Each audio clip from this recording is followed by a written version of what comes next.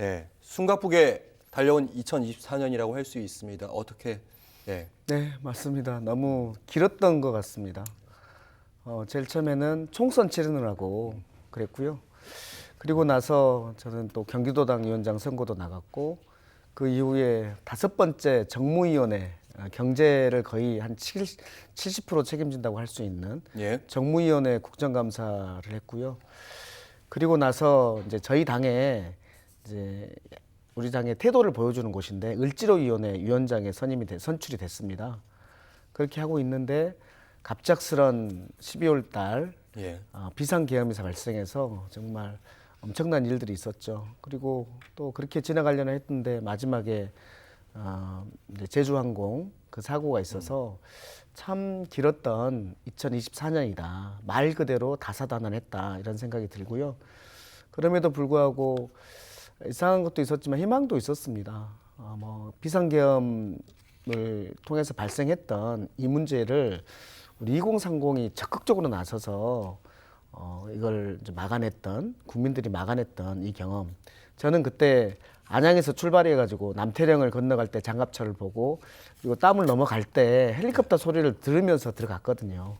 그 속에서의 그 긴박했던 본회의장에서의 순간들, 밖에서는 문을 부수고 있고 그 안에 계셨습니까? 네, 물론이죠. 안에서는 시스템이 아직 안비 안 돼가지고 예. 투표를 하지 못하고 있을 때, 그때 국회의원들 다 성질 나오더라고요. 성질 급한 게 다 나와요. 그때 당시에 집에서 TV를 보셨던 분들 중에서 아니 도대체 왜 지금 계엄에 이제 투표를 안 하는 거예요? 그 답답함이 네, 컸거든요. 맞아요. 네. 그때예요. 그때 시스템이 올라오지가 않았습니다. 그래서 전산 시스템이 작동이 안 돼가지고 그래서 막 사람들이 그냥 제가 법률가니까 저한테 왔으니 안 그럴지를 그냥 써. 안건지를 막 써. 수기를 써. 예. 그래서 제가 수기를 쓰고 막 그랬었습니다. 그래서 갖다 드리고 그랬었는데 우리 우원식 의장님께서 그래도 제대로 합시다. 절차에 대해서 추후에다 문제를 삼지 않도록 제대로 합시다. 이렇게 해가지고 그렇게 했었어요. 그래서 이제 뭐 결국 막아낸 거잖아요. 그래서 저희가 많이 다니면서 제가 국회의원 5년째 합니다만은 욕만 얻어먹는 직업입니다. 너희들 하는 게 뭐가 있어 막 이랬는데 최근에는 그래도 고맙다, 열심히 해서 고맙다라든지 국회를 신뢰한다든지 이런 얘기들을 듣는 참 언감생심 이런 적도 있구나라는 생각이 들고, 또 저는 5.18을 겪었는데 예. 5.18을 겪고 두 번째 계엄을 겪다 보니까 너무 무섭더라고요. 이걸 다음을 넘어가야 말아야 되나 고민을 많이 했습니다, 솔직히. 담 넘으셨어요? 담 넘어갔어요. 저는 땀을 잘 넘거든요. 땀 예전에 넘어갔는데. 대학 시절에 그 네. 예. 그런데 정말 두려웠습니다, 솔직히.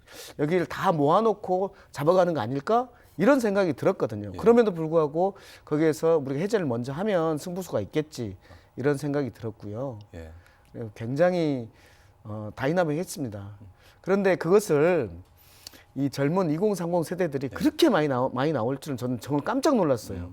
그 전에 광화문 집회를 할 때에는 대학 때도 내가 데모했는데 지금도 애들은 안 하고 나만 하는구나 이런 생각 가졌었는데 2030 애들이 그 비상계엄 이후에 이렇게 많이 나와서 할 때 정말 감동스러웠습니다.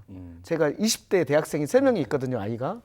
그런 아이들이 다 이런 생각을 가지고 있었구나. 예. 그래서 세대 간의 그 이해의 폭이 완전히 넓어진.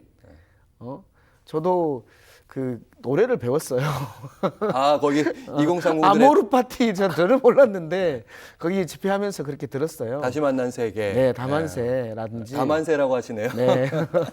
그리고 또 알겠습니다. 하나는 예. 이제 우리가 느꼈던 게 선결제해주는 그 느낌 있잖아요. 요즘에 더 많이 하더라고요, 선결제. 예. 그게 무한 공항에서도 선결제가 이어지고 이런 거 보면서 저 의원님, 저희가 이 얘기가 다시 그 시절로 다시 돌아가시니까 할 얘기가 많긴 맞습니다. 한데 저희가 또 준비된 질문은 많으니까 예, 맞습니다. 다음에 그래, 한번 예. 다시 한번 여쭤보. 이 얘기 계속 듣고 싶은데 알겠습니다. 네. 좀 무거운 얘기 드리면 어쨌든 이제 윤석열 대통령의 이 상황 만들어낸 상황을 이제 빨리 이제 종결하고 이제 새로운 미래로 가야 된다는 게 대체적인 생각인 것 같은데 윤 대통령 쪽은 그런 생각은 지금 아닌 것 같습니다.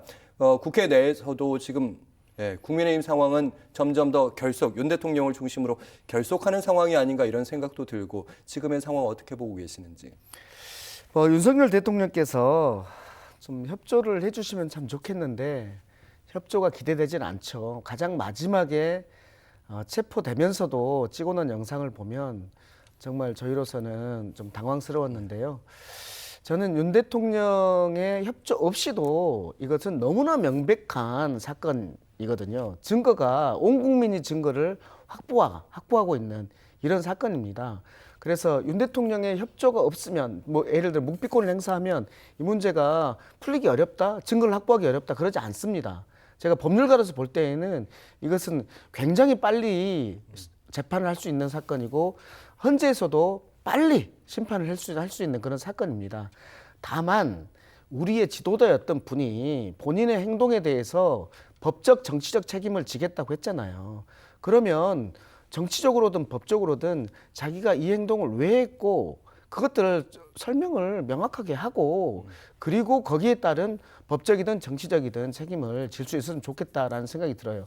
예를 들어 지금 협조 안 하는 이유가 공수처에 수사권이 없다라는 거 아닙니까? 예. 그래서 체포영장이 불법이라는 거 아닙니까? 체포영장이 불법이냐 아니냐에 대해서 지금 뭐 당하는 분들은 다 항상 억울하다고 합니다.